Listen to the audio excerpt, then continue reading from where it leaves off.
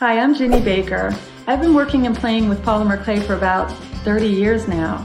I'd like to invite you to join me for a course I'm teaching for Curious Mondo on how I create my cute and whimsical polymer clay dogs.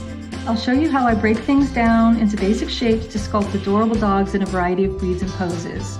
On day one, we'll do Old English sheepdogs.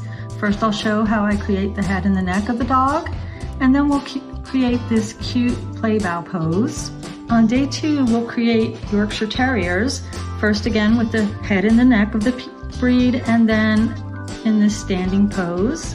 And on day three, we'll create miniature schnauzers. Again, first the head and the neck, and then a schnauzer in this cute lying down pose. The pieces we create in class can be used to create brooches, pendants, ornaments, and wall hangings that you can sell or give to your dog-loving friends and family. They can also be used to decorate coffee mugs, jars, boxes, picture frames, and more.